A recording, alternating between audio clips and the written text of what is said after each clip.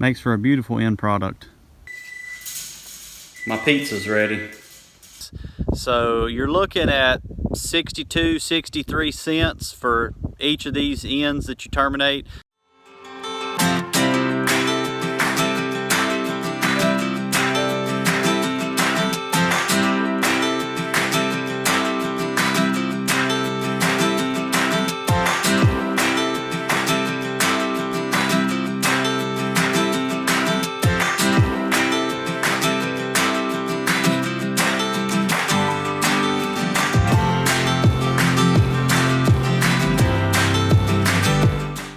So one quick tip that I have learned when I'm building these ends is I cut me a piece initially 3 feet. And this piece is the one that I use to cut all of my other pieces. You want to make sure that you kind of try your best to use one piece to do all the cutting. And the reason for that is this isn't exact science. It doesn't have to be perfect. I have my end of my wire here that's on my spinning Jenny, and I just get this as close as possible. I run my hand down to where it's close, and I just try to find the end of the wire. And what I do is I grab the wire from the spinning Jenny with my pliers. I remove this other wire. I get it out of the way so I don't cut it, and I grab the piece of wire down here below where the spinning Jenny is, and I cut. When I do that, my 3-foot piece of wire falls on the floor, and I can just simply grab here, run down, cut, and I just continue on doing this until I get them all cut. It's a lot faster this way, and when you're doing this, that's kind of the goal. Another one of those projects that aren't really fun. My pizza's ready. But the good thing about this is you can do this inside your house. So if it's a rainy day, if it's cold outside, if it's hot outside, you can sit inside, you can watch TV, cook your lunch, watch a YouTube video, and you can work on these fence pieces. If you haven't seen my video on these pliers, go watch it. It's great.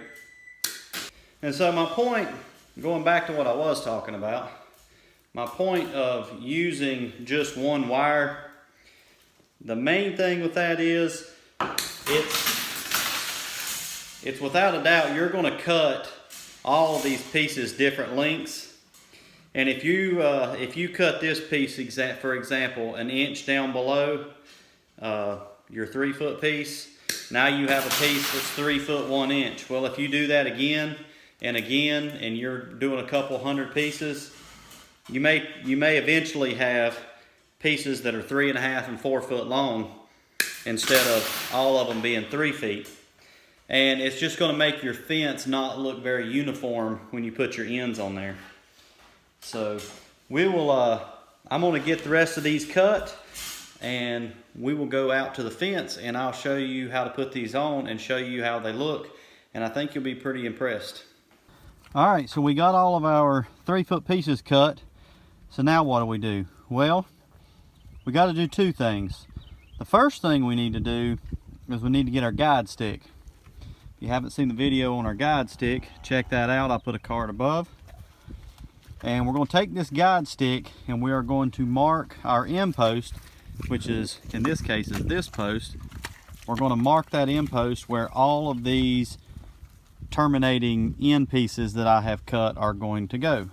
So let me grab my guide stick, I'll mark the post, and then I'll show you what I did.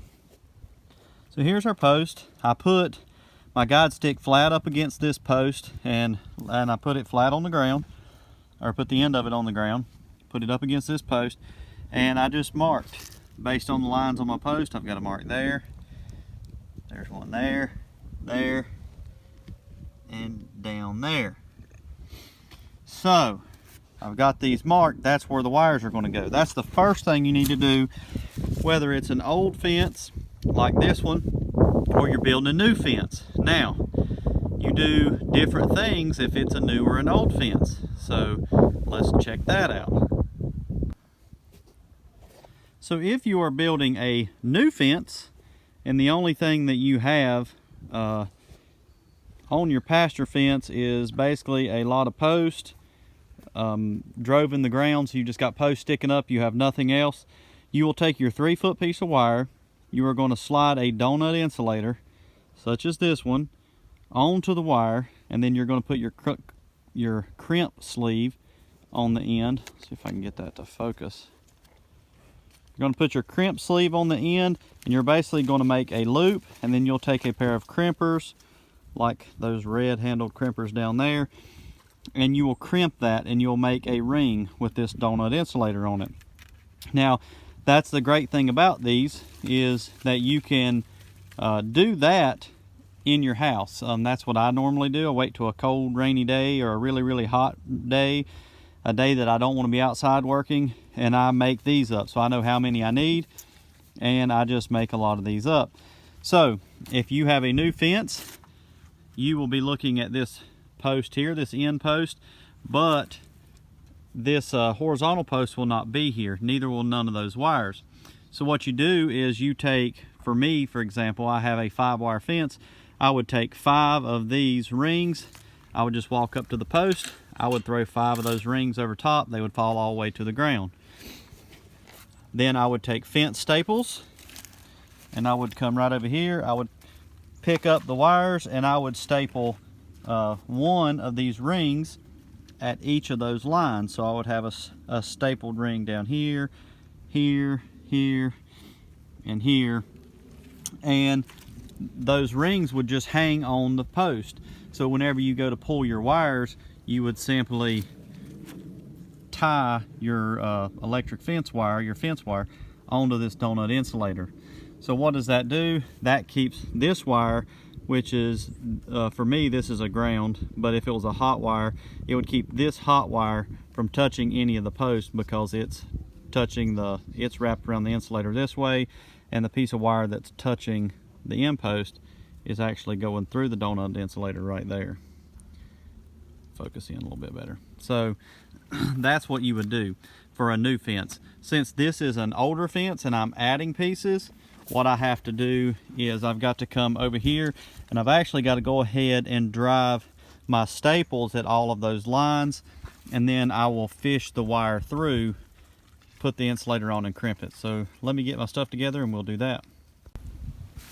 Alright, as you can see, I got my staples drove in. Now let's connect the wire.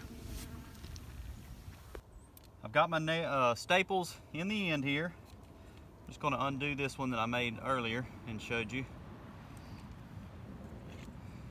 So I'm going to take my wire, my 3-foot piece of wire.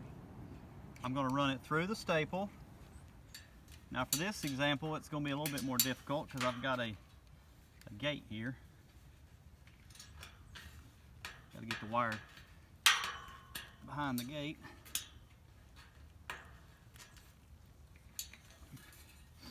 Okay, so I'm going to run it through the staple. So I've got 2 loose ends. I'm going to take my donut insulator, I'm going to slide it on, take my crimp sleeve, pop it on. Then I'm going to simply bring the other end around, slide it into the crimp sleeve. I like to leave a little bit of each end of the wire out. Open up my crimpers.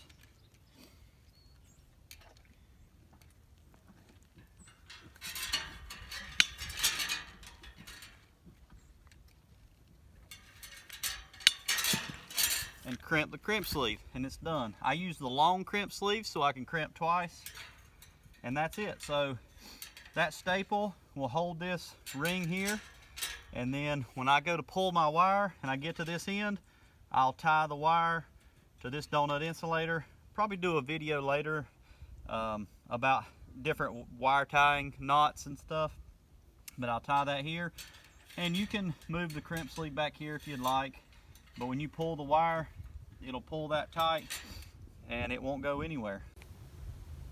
And so here's an example of a finished end post where the fence terminates, and I just think it presents a nice clean look. Everything's even. If you look at the insulators, they're all in line. And that's just a nice clean look for your fence. Here's another example. They're pretty much all in line, and that's what I like. And here's a good example of a corner. Me, for example, when I built this, I just dropped, instead of 5 rings, I dropped 10 rings on this corner post. Then I stapled 2 rings at each spot.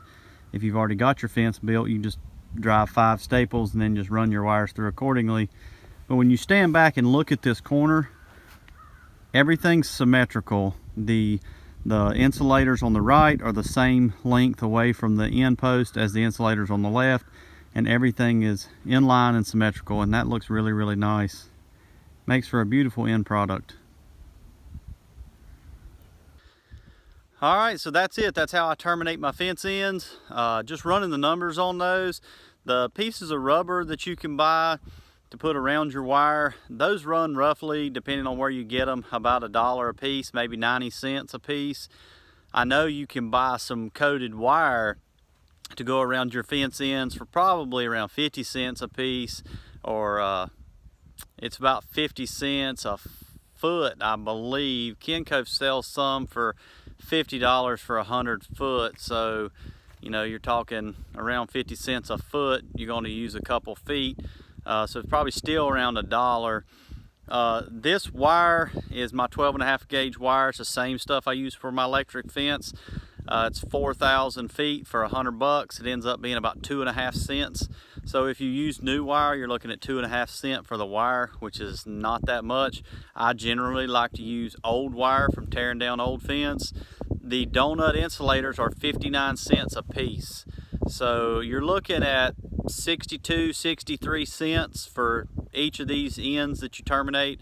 It's probably one of the cheaper routes to go, and I think it really makes for a nice clean end product.